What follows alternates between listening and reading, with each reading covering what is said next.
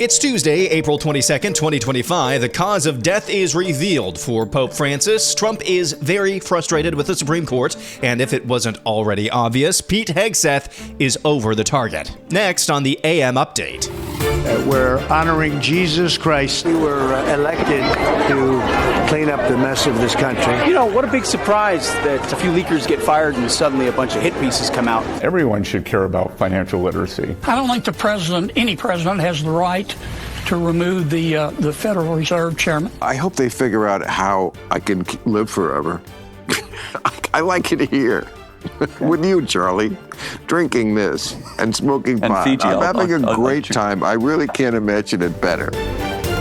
Pope Francis's official cause of death has been released. The Pope had a stroke early on Monday morning, went into a coma, had a heart attack, and then later passed away. The 88-year-old, of course, has been serving in St. Peter's chair since 2013 after the sudden and shocking resignation of his predecessor, Pope Benedict. The Catholic Church is now in a period of mourning. Pope Francis's funeral will be later on, and President Trump announced he's going to visit the Vatican for that funeral.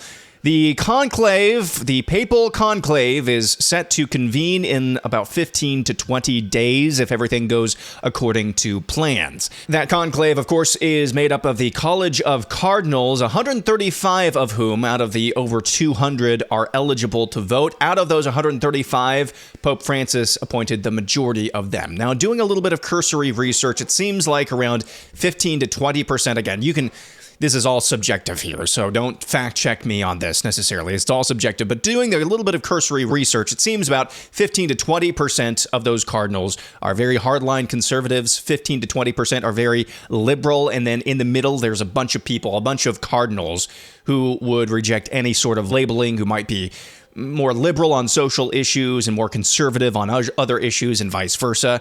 So I think this conclave, when it does convene, when they choose a new pope, could go any direction. Of course, the other big news yesterday, Klaus Schwab, the icon of globalization with his World Economic Forum for the last 50 years, he's stepping down as chairman of the organization he founded. He had mentioned earlier this month that he would be stepping down, but it was kind of a surprise when it came into effect this early and this soon. So Klaus Schwab, you will eat the bugs, you will own nothing. He's going the way of the Board of Trustees. No successor to Klaus Schwab has yet been named. At the White House, President Trump, during their Easter celebrations, talked about honoring Jesus. Speaking of special, Easter is special, and it's one of our favorite days. It's one of our favorite periods of time. We're honoring Jesus Christ, and we're going to honor Jesus Christ very powerfully throughout our lives, all throughout our lives, not just now, all throughout our lives. We're bringing religion back in America. We're bringing a lot of things back, but religion is coming back to America. That's what it is just so bizarre still. And you can hear it in his voice. He's very sober, and he's very sincere. But to hear Donald Trump talk about honoring Jesus Christ, not just on one day a year, but throughout our entire lives, it is just so bizarre. Transport yourself back 10 years ago when he was first running for president and tell yourself he'd be saying that after all of this that's gone water under the bridge, after all of this that's gone down, he's addressing the nation from the White House, talking about the need to honor Jesus Christ in our entire lives. Also at that Easter ceremony in the Rose Garden at the White House, he was asked about the deportation policies and what's getting in his way. We were elected to clean up the mess of this country, and we had millions and millions of people come in who are criminals, who are murderers, who are everything you can imagine, drug lords, drug dealers. They came in from prisons and from mental institutions, and I was elected to move them out, among many other things. Later on in the day on Truth Social, President Trump expressed frustration, notably with the Supreme Court. Quote, "I'm doing what I was elected to do, remove criminals from our country, but the courts don't seem to want me to do that. My team is fantastic, doing an incredible job. However, they are being stymied at every turn, even by the U.S. Supreme Court, which I have such great respect for, but which seemingly doesn't want me to send violent criminals and terrorists back to Venezuela or any other country for that matter. People that came here illegally. The courts are intimidated by the radical left who are playing the ref.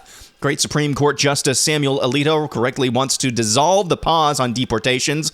He's right on this. If we don't get these criminals out of the country, we're not going to have a country any longer. We cannot give everyone a trial because to do so would take, without exaggeration, 200 years. We would need hundreds of thousands of trials for the hundreds of thousands of illegals we are sending out of the country. Such a thing is not possible to do. So there is President Trump in a post on Truth Social yesterday calling out the Supreme Court. Great frustration. You can hear that in that message, saying it would take 200 years to give everyone who you're saying, Supreme Court, needs a trial to actually have a trial. 200 years to do that, just for the violent illegal aliens in our midst. 200 years. And then there's this from Stephen Miller, White House Deputy Chief of Staff, who pointed out on social media yesterday, quote, "If you were an American falsely accused of wrongdoing on January 6th, it wasn't merely difficult to get due process, it was impossible. The entire system was rigged against you, all of it.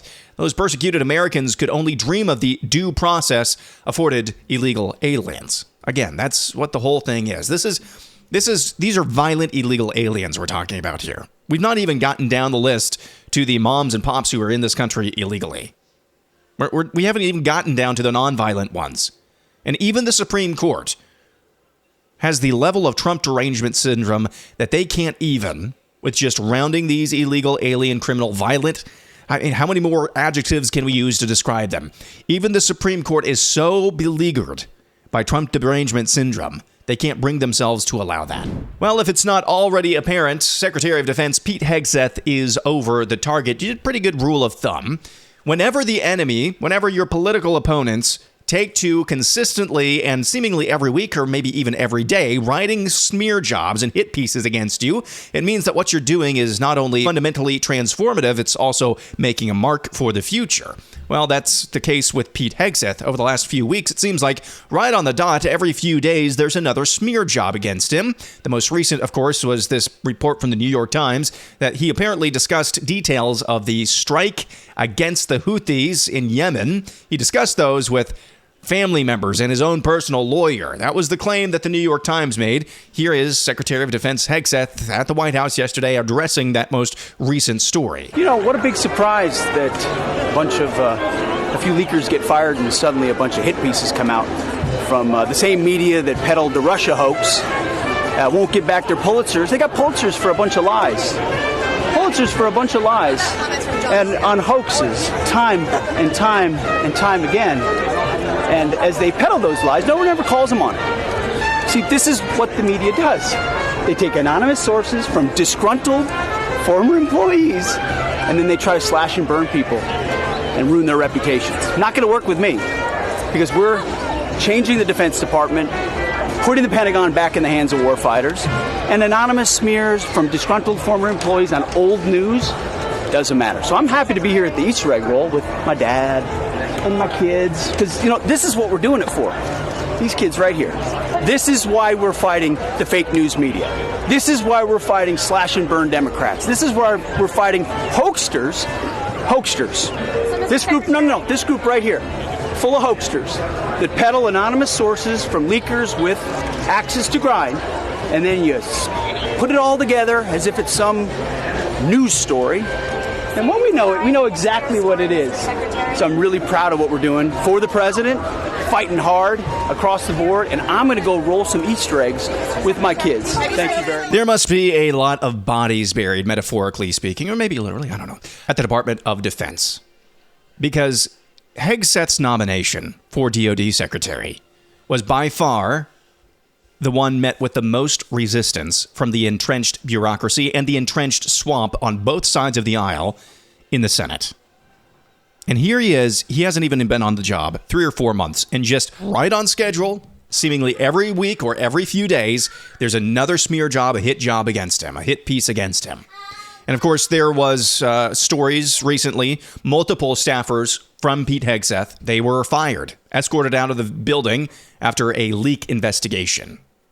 And now that they've been fired, there's a whole bevy of hit pieces against Hegseth. That's a pretty good indication that he's up to something very good. Also, I should add this about Pete Hegseth at the Rose Garden yesterday, the Easter egg roll. President Trump was asked about his Department of Defense secretary, and he gave him his ongoing endorsement. When we come back, the Department of Education is going to make a lot of people very angry. Kristi Noem, not even she's safe from the thieves in Washington, D.C. Secretary of Treasury Scott Bessent starts talking about financial literacy for students, and a With Friends Like These update that's coming up next.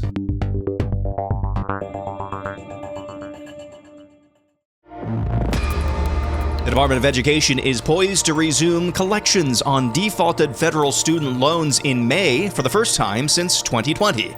While the first Trump administration paused referring federal student loans to collections in March of 2020 at the onset of the COVID-19 pandemic, the extended lapse has prompted the Trump administration to worry that federal student loan portfolio is headed toward a fiscal cliff if they don't start repayment in collections. A senior education department official told reporters on Monday, quote, "The result has been that the federal government student loan portfolio has continued to grow. We've got a record number of borrowers that are at risk or in delinquency and default." The official said that only 40% of borrowers are up to speed on their loan repayments, while the remaining 60% are behind. Altogether, the official said that there are 4 million borrowers who are in late-stage delinquency on payments, meaning that they are between 91 days and 180 days late on payments. Likewise, the official said the agency would roll out a communications plan to let borrowers know their status and encourage them to enroll in auto debit to drive down the number of delinquent borrowers. So that story sure is probably set to make a lot of people very angry. A lot of people who may already struggle to pay back their loans. If they're in collections now, if they're late 90 to 180 days late, they are going to be considered in collections, according to that senior Department of Education official. Again, student loans is, I think, a more complicated issue than I think most people on both sides of the issue feel like. If you're on the pro-forgiveness side, you just think that it's the right thing to do to take from the rich to give it back to the poor college student. That's not at all. That's not at all what's going on here. And then if you're in the adult side of this, you just say, hey, you took out a loan, you got to pay it back. Well, a lot of my generation, previous generations, and certainly generations that followed the millennial generation, they've been sold this lie that you can just make a life for yourself on a liberal arts degree. That's just, for most people, that's just not true. It's just not true. So they've been sold this lie. They've been sold this propaganda. So they took out student loans to get a degree in underwater basket weaving. It is true, though, if you took out a loan, you got to pay it back. So feel for people who are in collections, especially people who are actually trying to work hard. But you took out a loan, you got to pay it back. Homeland Security Secretary Kristi Noem's personal bag was stolen with $3,000 in cash inside during a dinner outing at a Washington, D.C. restaurant on Sunday. Noem had been dining at the Capitol Burger about a mile northeast of the White House. A person familiar with the case told the New York Post Department of Homeland Security secretary had just finished paying when she felt the brush against her leg, which she initially thought was one of her grandchildren before realizing her bag was missing. Noem's bag contained her driver's license, a passport, a Department of Homeland Security badge, makeup, checks, bank card, healthcare card, medication, and apartment keys. Department of Homeland Security said in a statement, quote, her entire family was in town, including her children and grandchildren. She was using the cash withdrawal to treat her family to dinner, activities, and Easter gifts. The stolen pocketbook had a Louis Vuitton Clements purse inside, which retails at about $600 on the label's website. How bad is crime in Washington, D.C.? The Department of Homeland Security secretary can't even go out to dinner with her family without getting $3,000 in cash stolen right off her. So this kind of caught my eye the other day. This is Treasury Secretary Scott Bessent talking about the need for financial literacy throughout the country. Everyone should care about financial literacy, whether you are a student with a summer job or a part-time job during school, whether you're in college, whether you're starting your career, or whether you are at the end of your career. Making good financial choices creates economic security, and look, it's fun. You learn about the markets, you learn how to properly allocate resources, and there's a big payoff over the long term for something you can do early in your career. Everyone should care about financial literacy, whether you are a student. So that is Treasury Secretary Scott Bessent, who we are told is in the middle of high-stakes negotiations on this, don't call it a trade war, a tariff war with a bevy of countries. He's taking time out of his busy schedule to sit down and talk about the need to teach financial literacy. And don't get me wrong, absolutely agree with Secretary Bessent on that. Am I wrong to connect these two things, though? Is he seeing the coverage on these tariff talks and these trade negotiations? And he's just saying, holy cow, everyone is so stupid when it comes to the economy, finances, personal or otherwise. Maybe we need to go back to basics with that. It just seems so weird and odd. It stuck out like a sore thumb to me seeing this clip come across my timeline. And this was just published yesterday. We're in the middle of these huge negotiations that will, we think, dictate for the rest of our lives, if not longer, the state of the American economy. And all of a sudden, the Treasury Secretary, not the Education Secretary, the Treasury Secretary comes out talking about the need to teach financial literacy to everyone, especially students in high school and college. Totally agree with that. It just struck me as odd. With Friends Like These update, here is Senator John Kennedy of Louisiana on NBC News over the weekend. With Friends Like These, who needs enemies? Senator, we are almost out of time, but as you know, tensions have been mounting between the president and the Fed chair. Would you support President Trump removing Jerome Powell as Fed chair?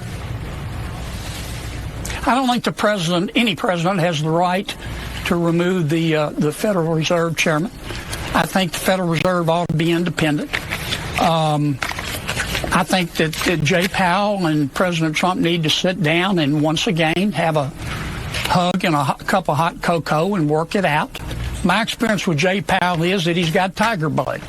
He's going to do what he thinks is right. And he's not going to go down in history as the Federal Reserve chairman that allowed inflation to become wild as a March hare. And he's going to do what he thinks he's got to do. All right. So that's not the only thing that Senator Kennedy talked about over the weekend. He also says, in addition to saying that Trump shouldn't fire Jerome Powell, even though it is pretty obvious that Jerome Powell is a partisan hack on some level. I'm sure he tries to do his job to the best of his ability, but there's a reason why he started cutting interest rates by a full point in the lead up to the 2024 election. He also said over the weekend that if President Trump tried to defy the courts, he would call him and call him out. He also said over the weekend it was a quote-unquote screw-up to deport Abrego Garcia. So I can spin a pretty good yarn here, and I've got a pocket full of one-liners for you. But as soon as you start to actually drain the swamp, Mr. President, I'm going to call you out. Get out of here with that garbage. Just get out of here with that. A couple of quick stories out of New York. House Republicans in D.C. have asked Attorney General Pam Bondi to charge former New York Governor Andrew Cuomo for making, quote, criminally false statements to Congress, citing overwhelming evidence that an audit he presided over had lowballed nursing home deaths during the COVID-19 pandemic. House Oversight Committee re-upped the criminal referral after then Attorney General Merrick Garland declined last year to prosecute Cuomo. House Oversight Chairman James Comer said in a statement, quote, Andrew Cuomo is a man with a history of corruption and deceit, now caught red-handed, lying to Congress during the Select Subcommittee's investigation into the COVID-19 nursing home tragedy in New York.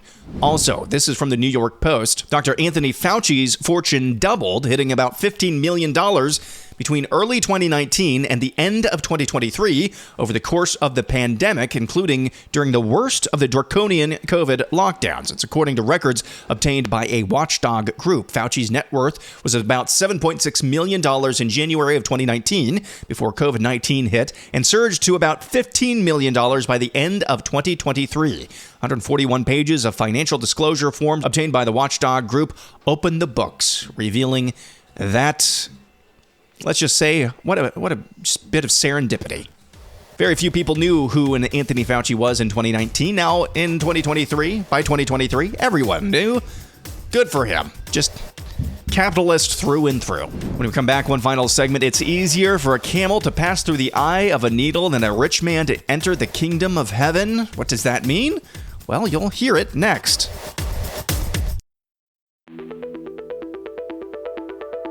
Bill Maher recently welcomed TPUSA's Charlie Kirk to his kind of after-hours show, where the two discussed the resurrection, Christianity, and related topics. Charlie Kirk, to his immense credit, was very, very intentional and really on the money with asking Bill Maher about where he truly stands on matters of faith. This exchange caught my eye. Do you hope you're wrong? That's the most important question. That's a great question. Well, how do you hope there's a heaven? I hope they figure out how I can live forever. I like it here with you, Charlie, drinking this and smoking pot. Fiji, I'm having a great time. I really can't imagine it better. I mean, I can't. And maybe it is. I'm sure it is. I'm sure, people have... But something in you probably hopes that, I don't know, yes, Hitler gets ultimate judgment, or the most evil things, right? Something in you wants to see your loved ones, and I don't think about Hitler. No, but there's got to be a desire somewhere. A lot of people just think about Hitler. Stalin, Mao. I know, but I'm just saying Hitler comes up a lot. He really fair enough. Let's that there's a desire that there's something beyond this. Well, that is just. Okay. Yes, I do, but I mean, it's very hard to find that justice on earth. Ask an AIDS baby. No, don't, Bill. That's why when you say, "Hey, I'm happy here," there's a lot of suffering on earth too, and that's the. It is, that's the Christian argument, and right? some of it is we obviously can see it comes from no bad deed done. Children with cancer. Of course, it's. And then they say, well, that's God works in mysterious ways, which is sort of a get out of jail card. It's the for hardest, any kind of non-thinking. Admittedly, it's the hardest. We as Christians have to explain unjust suffering. Atheists have to explain everything else. How do you explain it? We don't. It's hard. It's a mystery. We can say God works in mysterious ways. We can say original sin. However, we don't have to explain creation or the miracle of life or love or justice or. We don't have to explain it either because it's not explainable, because we don't know. We say we don't know. That's honest. You say, no, somebody told a story a long time ago, and we're going to stick with that.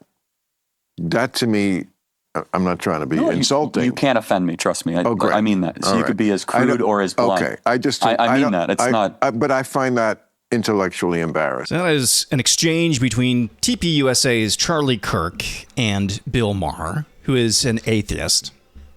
And he's an honest guy. I will give him that. Maybe I've been a little bit too hard on Bill Maher in the past. But why did I bring this up? It's easier for a camel to pass through the eye of a needle than a rich man to enter the kingdom of heaven. I think you just heard the answer there. Charlie Kirk with a great question. Don't you hope you're wrong? That there is a heaven and there is a hell.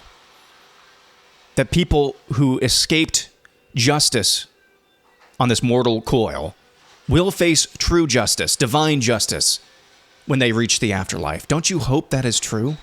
Don't you hope you're wrong? And Bill responds by saying, I hope they figure out how to make me live forever. Because I like my hedonistic lifestyle. I like smoking pot, blowing this blunt, the smoke in your face. I enjoy drinking this hard alcohol. And he seemed very genuine, very sincere in that. I just like hanging out with you and having conversations like this. I just hope we can live forever. I hope they figure out a way to do that.